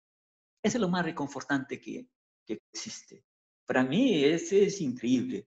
Tener un artículo y ya pasó las 100 citaciones, ¿cierto? Y cuando yo voy ahí, se quieren tomar fotos conmigo. Y cuando llego en casa, mi esposa me dice, anda a lavar los platos, ¿no? Entonces, es lo reconfortante en la ciencia, que uno se siente útil, ¿cierto? Sin saber a quién uno es útil. Porque uno no hace un artículo pensando, yo quiero que este fulano lo use. No, ¿cierto? Entonces, pero es bastante agradable eso y hay que sentir eso, ¿no? Si alguien tiene capacidad para eso, va al frente, hazlo, ¿no? Mi padre me decía, hijo, como profesor te vas a morir de hambre, ¿cierto? Yo le decía, papá, pero en cuanto tú estás, tú pagas las cuentas, pues no tengo ese problema, ¿no? Entonces yo seguí adelante con mis cosas, ¿no? Y eso me ayudó mucho, ¿no?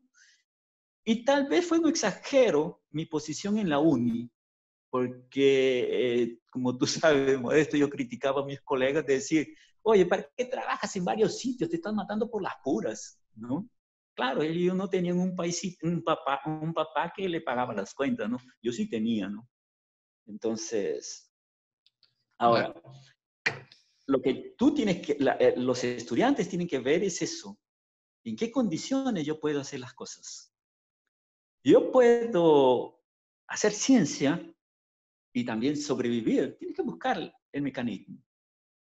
En Perú, muchos han hecho eso. Muchos. Por ejemplo, Fabián Flores. Fabián Flores no tenía un papá que le pagaba las cosas. Él trabajaba y estudiaba. Y es un buen matemático, ¿no? Igual como lo bueno que Perú genera y que la UNI genera, se van afuera. A Fabián le dijeron, te pago 1000 veces lo que te paga la UNI. Y se fue, ¿no? Y diciendo que la UNI, ¿te acuerdas? El salario básico eran 2 soles, ¿no? Entonces, eso sucede, ¿no? Entonces, intenten. La peor cosa que uno no puede hacer es no intentar. Siempre intenten hacer las cosas, sin esperar que te ayuden, sin esperar que los demás hagan las cosas. No, hazla tú. Entonces, cuando tú tienes esa filosofía, los demás te siguen. Y háganlo. Porque la realidad del Perú, los políticos de ahora no van a resolverla. Los viejitos no lo van a resolver. Los únicos que van a resolver la problemática del Perú es la juventud, los jóvenes. yo apoyo mucho a los jóvenes. Ya soy viejito, ¿no? Pero entonces ya estoy en el exterior, peor aún, ¿no? Entonces, pero sí, me gustaría ayudarlos. Me gustaría ayudarlos porque en ustedes está el futuro del Perú. Gracias, gracias Wilfredo. Muchas gracias por tus palabras. Ok. Muy bien. Entonces, estimados colegas, hemos escuchado a Wilfredo Sosa, matemático egresado de la UNI, que está en este momento en Barcelona, pero que vive en Brasil, en Brasilia. Brasilia, sí. Brasilia, ¿no es cierto?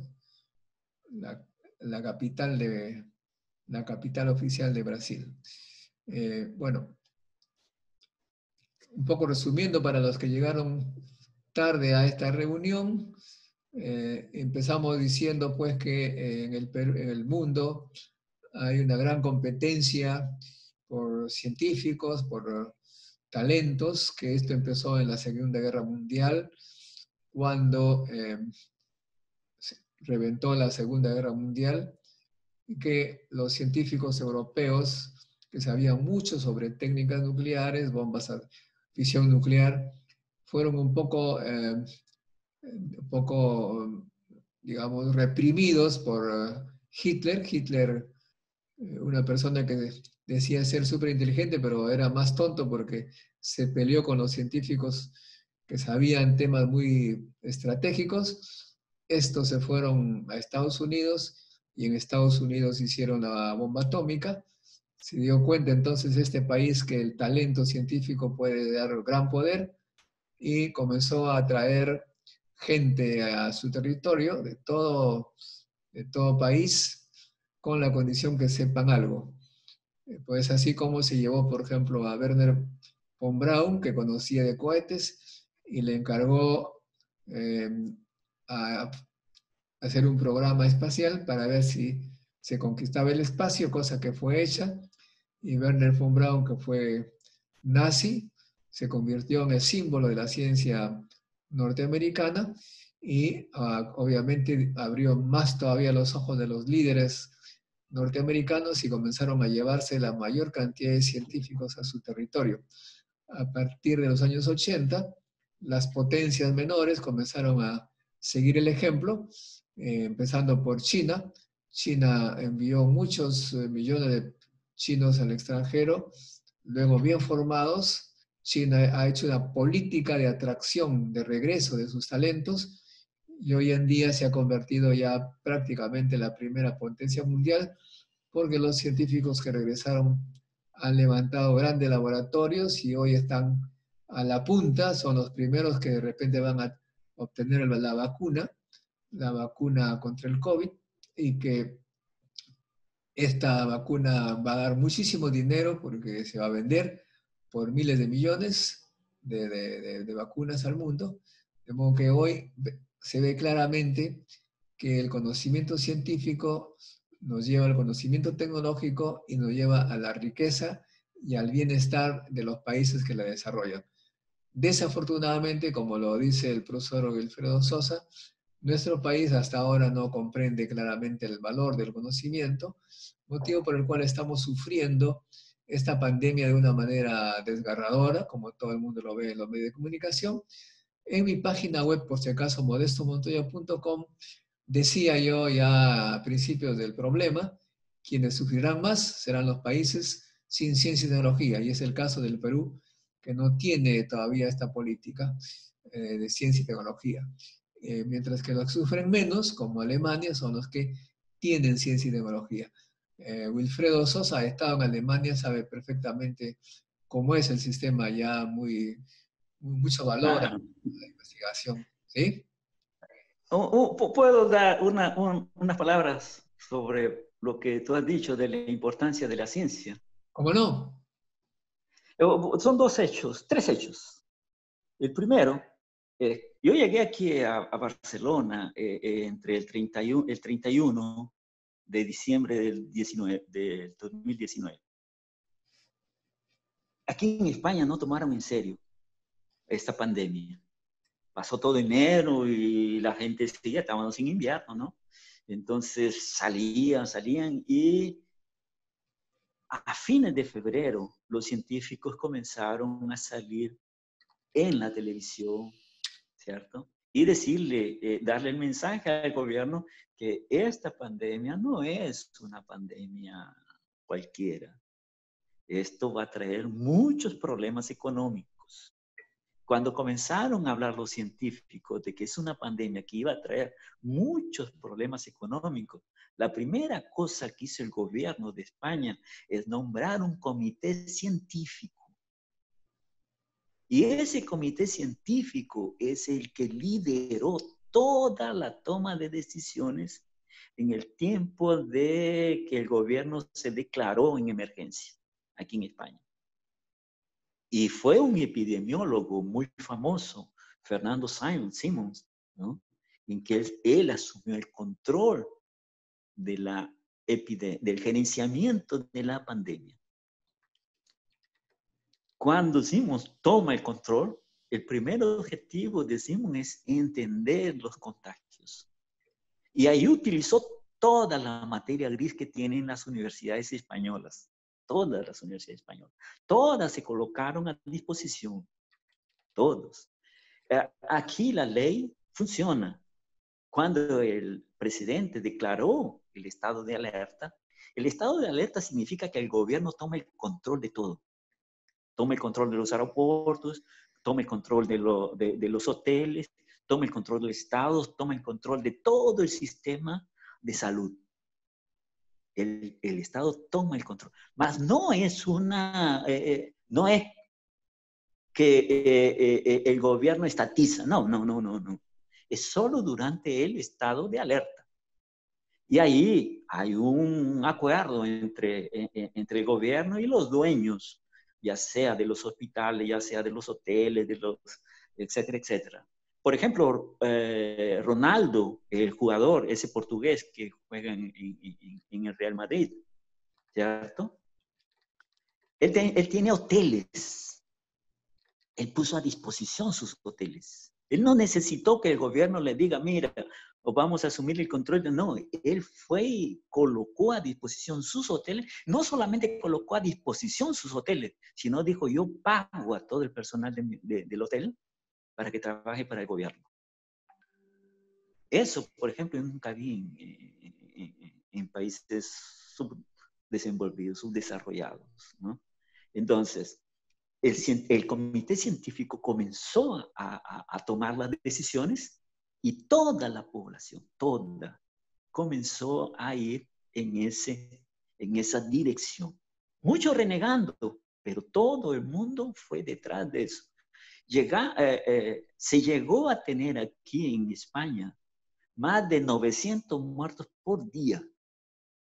Hoy día y ayer ya no hubieron muertos. ¿Por qué? Porque es un comité científico que tomó la decisión científica, no tomó una decisión política. Porque si tú colocas al político a tomar una decisión, él va a pensar más en la economía que en la salud. ¿Cierto? Aquí no. Aquí fue un comité científico que tomó la decisión y por eso hoy en día ya se puede ir a la playa. Ahora ya está liberada la playa, pero los aeropuertos siguen cerrados. ¿Cierto? Eso es por prevención del comité científico. Dice, no, todavía no podemos permitir la libertad total del movimiento de los españoles, ¿no? Muchos, como digo, reclaman, pero acatan la medida. Y eso es porque el comité científico lo dice. Esa es una cosa interesante aquí. Se dominó la pandemia no por una decisión política, fue el control de un comité científico que gerenció toda la pandemia. Este es en el caso de España. Ustedes sabían que la primer ministra alemana es científica. Física. Y uno de los países que tiene el menor tasa de muertos es Alemania. No solamente muertos, y contagios también. Merkel es científica, es más, es del área de salud. Es epidemióloga, ¿no? Entonces, Ahí es donde uno comienza a ver cuál es el impacto que tiene un científico cuando asume su trabajo como científico, ¿cierto? Entonces aquí se controló todo. No es como en el caso de Estados Unidos. En Estados Unidos la decisión no es científica, es política. Trump hasta ahora no quiere ponerse la máscara, ¿no?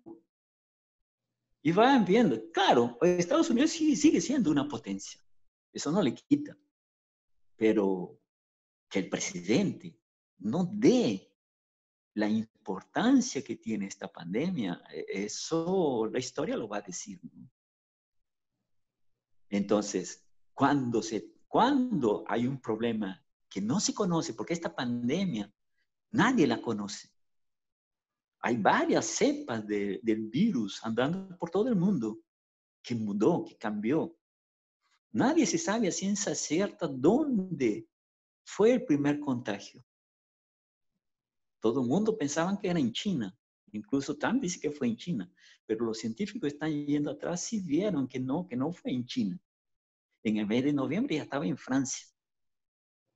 En ese mismo mes en ese mismo mes de noviembre, también apareció después en Alemania, ¿no? Entonces, la ciencia es importante porque cuando tú quieres resolver de verdad el problema, tú tienes que tener conocimiento del problema. Y quien te da conocimiento de los problemas no son los ingenieros ni los políticos, es la ciencia. Lo que primero aparece es la ciencia. La ciencia entiende el problema, la ciencia no resuelve el problema, la ciencia entiende el problema y luego que entiende ese problema, ya vienen las soluciones al problema. Yo no puedo construir una casa a partir de techo si no tengo que construir lo demás. Yo necesito una base. En este caso, cuando hay problemas de la humanidad, lo primero que se debe tener es el conocimiento científico del problema. Sin haber entendido el problema, tú no puedes dar solución a algo que desconoces. Es por eso que es importante la ciencia. Los primeros, los soldaditos que están ahí a trabajar, a que se colocan a trabajar día y noche, son los científicos, ¿cierto? Entonces, un país sin ciencia ya quedó demostrado que va al fondo del pozo y no sale de ahí, ¿no? Entonces, es por eso que es muy importante que la nueva generación dé más importancia a la actividad científica. No tengo duda ninguna de que alguien que se dedique a la ciencia y tiene capacidad para hacer ciencia, el dinero cae por sí solo. No tienes que preocuparse por eso. Yo no me preocupo por el dinero cae solito, ¿no? Yo sigo haciendo mi matemática, ¿no? Entonces, eso es lo que tienen que hacer ustedes. Ustedes tienen que comenzar a dedicarse más a la ciencia, a incentivar a sus colegas, a sus amigos, amigas, a hacer ciencia y rodearse y respetar lo que cada uno hace, incentivarlo a hacer. De esa forma, la nueva generación va a ser una generación mucho mejor que la mía, ¿no? Entonces, dedíquense más a la ciencia, porque lo único que va a resolver los problemas a futuro es la ciencia. Sin ciencia no se va a salir del hueco donde se está. Muy bien, muchas gracias por esas palabras. Bueno, que son importantísimas porque acá el objetivo de estas charlas, de estas clases, es incentivar para que los jóvenes hagan investigación. Este es un curso que se llama voluntario, optativo, como se llama, no es obligatorio. De modo que los que están acá son gente que quiere investigar y en la investigación, como dice el profesor Sosa, puede dar grandes satisfacciones publicando, pero obviamente también obteniendo estos privilegios que tienen los científicos. Yo como científico ya mayor puedo también dar testimonio que en los En los países extranjeros, un científico se siente extremadamente halagado, muy bien, lo tratan bien, ¿no? Les dan agasajos, le dan una serie de privilegios desconocidos en el Perú, porque el Perú no le da importancia a la ciencia, pero fuera del Perú, realmente en las potencias uno se siente recontra. Lo tratan bien, le va bien, y cuando regresa al Perú lo que tiene que hacer es cambiar esta situación poco a poco, opinando, escribiendo. Nosotros justamente hoy día hemos hecho un comunicado eh, entre muchos científicos. Voy a leerlo, que lo tengo acá, para que ustedes escuchen. Dice: pronunciamiento. La intensidad con la que el Perú está sufriendo la pandemia COVID-19 es consecuencia de las políticas de desdén por la educación, la ciencia y la tecnología, expresadas en la reducción de la inversión en los sectores estratégicos, de esos sectores estratégicos a partir de los años 80. Desde entonces, numerosos científicos emigraron a países industrializados. Con el objetivo de promover la colaboración entre científicos e ingenieros peruanos residentes en el mundo en proyectos relacionados con el Perú, el año 93 se creó el Encuentro Científico Internacional.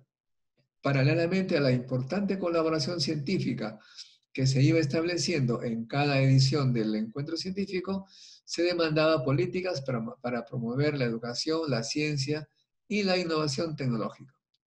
Sin embargo, los gobiernos hicieron caso omiso a los planteamientos de los científicos. El Estado cesó de satisfacer la creciente demanda educativa nacional y dejó a su suerte a los institutos estatales de investigación, reduciendo sus respectivos presupuestos y manteniéndolos desarticulados y dispersos en diversos sectores. Como consecuencia del desinterés del Estado por la ciencia y la tecnología, cada año el Perú ha ido perdiendo posiciones en la tabla de publicaciones científicas. Hoy está en 7º lugar en América del Sur, detrás de países vecinos. Estamos convencidos de que la educación es la mayor garantía para disminuir las desigualdades económicas entre los ciudadanos y para alcanzar una democracia plena.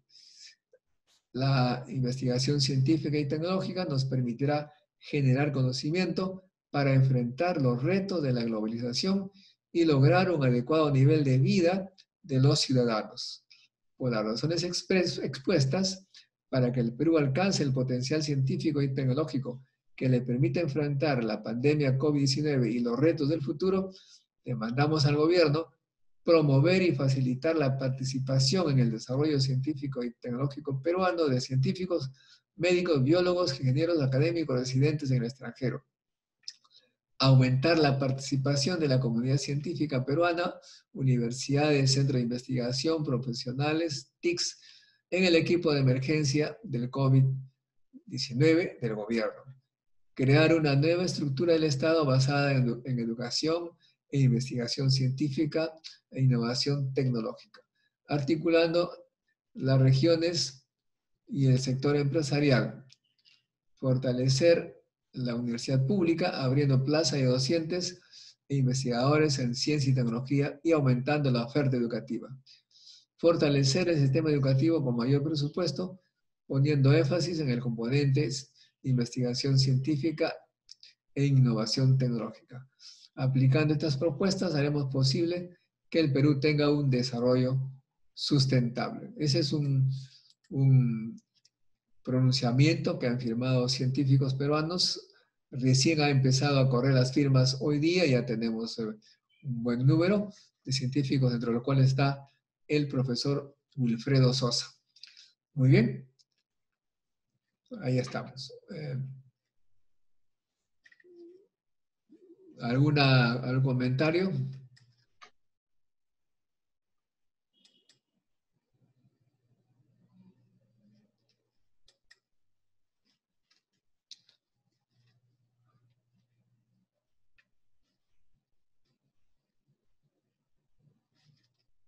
Hola.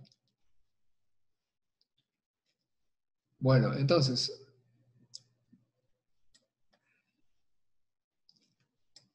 Wilfredo, tú entonces has firmado este pronunciamiento porque eres uno de los convencidos en esa línea, ¿no?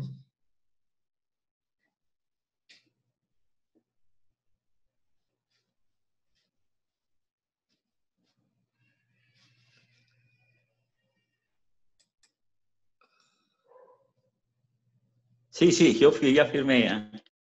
Perfecto. A ver, hace correr entre tus colegas que conoces peruanos, a ver, Claro.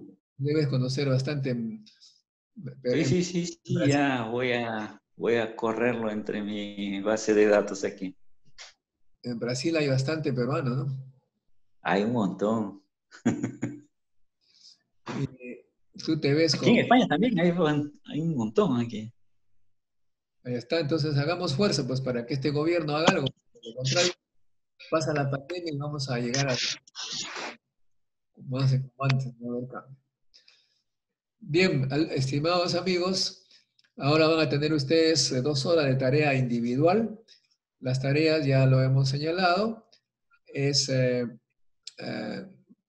estudiar la base de datos de Concitec, ver cómo se clasifican los científicos, ver cuántos de estos científicos están en el extranjero, hagan algunas menciones a científicos que conozcan en el extranjero para mostrar que hay una, digamos, una gran parte de nuestra fuerza de talento en el extranjero y que tenemos que hacer lo necesario para por lo menos repatriar a los más jóvenes. No creo que Wilfredo regrese porque ya él tiene su vida totalmente hecha afuera, pero hay jóvenes que tienen 30 años, 35, 32, que están todavía en dudas y quieren ver si es que el Perú les ofrece una oportunidad. Y para eso es que nosotros estamos haciendo este pronunciamiento para que el gobierno un poco ponga la atención. O sea que tienen ustedes, además como tarea, hacer un resumen de lo que hemos expuesto hoy día y todo eso me lo envían a mi dirección electrónica con el asunto. El asunto es metodología. La fecha de hoy, metodología 2 de junio.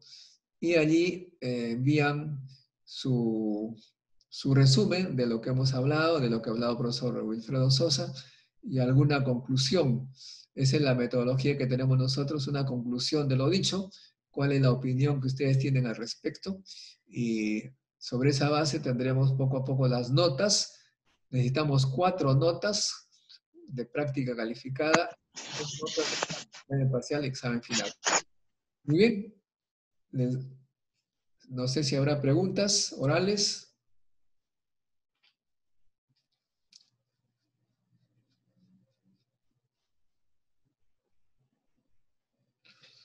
Está bloqueado el mute, dice. ¿Ah? No. Si levanta la mano, yo le doy a cualquier persona. Ahí está. Enrique Ceballos, vamos a darle. Ahí está. ¿Tiene la palabra, Enrique? Profe, buenas tardes. Le agradezco mucho este espacio. También agradecerle al profesor Wilfredo. Quería un poco aclarar entonces cuál sería la tarea, buscar las dos clasificaciones de los investigadores en Concitec. Me parece que hay Rostorowski y Carlos Medrano Melgar, me parece, y distintos niveles. Pero quería saber un poco cuál es la tarea. ¿Tenemos que plasmar eso en un documento, hacérselo llegar? Sí, se trata de eso, ¿no? Se trata en un documento Word. Es decir, el CONCITEC ha clasificado a los científicos investigadores en los siguientes grupos y en las siguientes categorías. Esa es la. Luego, de los científicos, hemos ingresado a la base de datos del CONCITEC y hemos visto que algunos de ellos están inscritos, pero que trabajan en el extranjero. Por lo menos ubican algunos de ellos que trabajan en el extranjero para mostrar que científicos peruanos están afuera. Esa es la primera tarea. En el Word es una cosa muy sencilla, toma pues unas 10 líneas, ¿no? Y la segunda tarea es hacer un resumen de unas 300 palabras de lo que se ha discutido, ha explicado el profesor Sosa, lo que he hablado sobre la competencia entre científicos, entre potencias, perdón, para llevárselos a los científicos. O sea, es un resumen de lo que hemos hecho en clase y un análisis y una conclusión sobre el mismo. No sé si está claro. Y lo envían a mi correo electrónico, modesto-montoya@yahoo.com. Lo voy a poner acá en el chat con el asunto. Voy a poner asunto,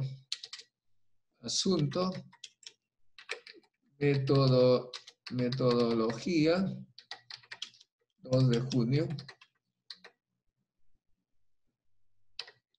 Ese sería el asunto. Entonces, cuando yo veo ese asunto, sé de que ustedes son alumnos, ¿no? Ese sería su tarea, su trabajo. A partir de este momento tienen 2 horas para investigar. No, buenos, lo pueden hacer más rápido, ¿no? Y esa sería la práctica, porque de ahora en adelante pasamos a práctica. Tiene 2 horas de clase y 2 horas de práctica. Entonces, no van a irse ahorita a dormir o a descansar, sino que van a hacer esa tarea hasta las 6 de la tarde y me la envían a las 6 de la tarde a este correo que les estoy enviando. No sé si hay preguntas. Repito, a ver, a partir de eso. También, perdón, hay una cosa importantísima, es que ustedes en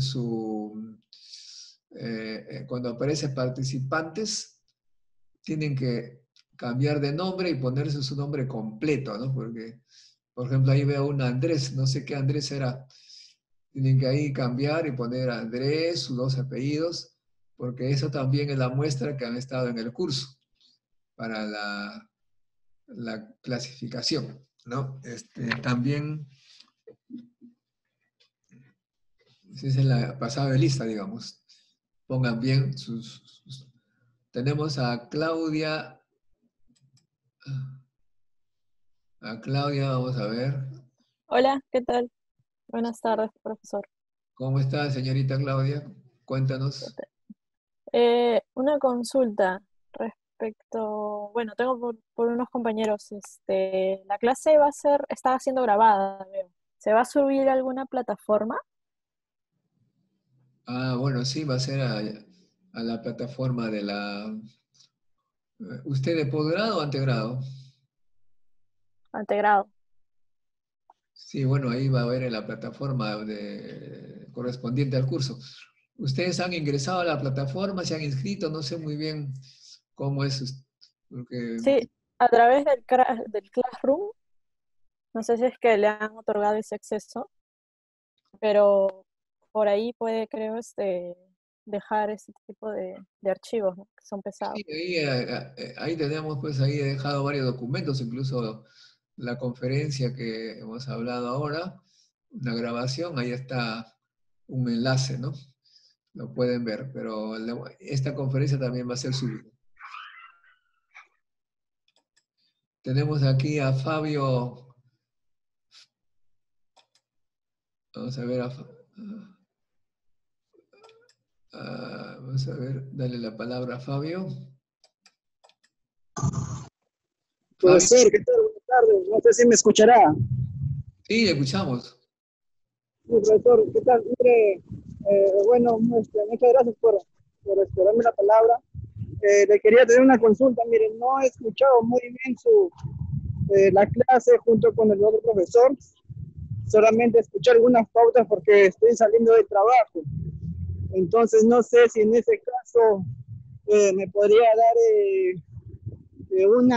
un tiempo extra para presentar las tareas que ha dejado.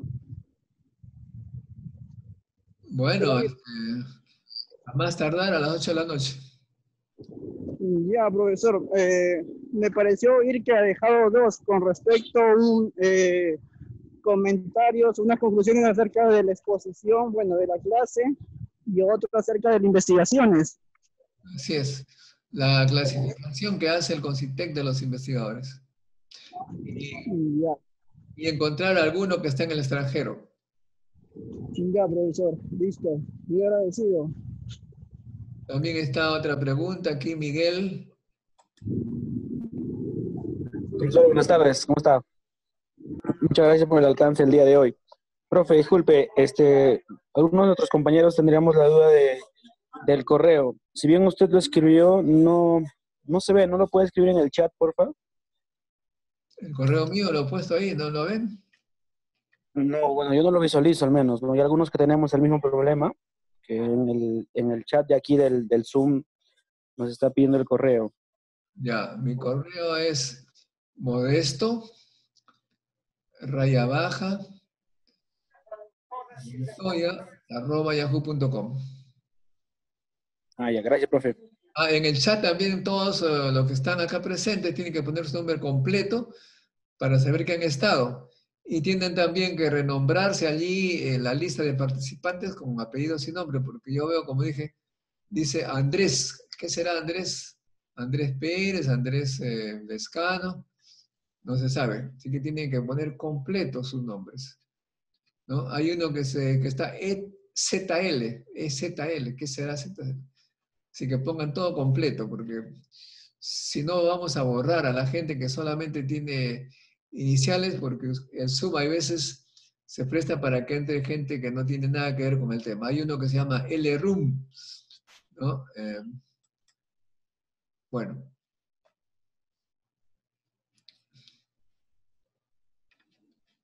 Ok, entonces normalmente están ustedes en práctica, tienen que trabajar lo que les he pedido.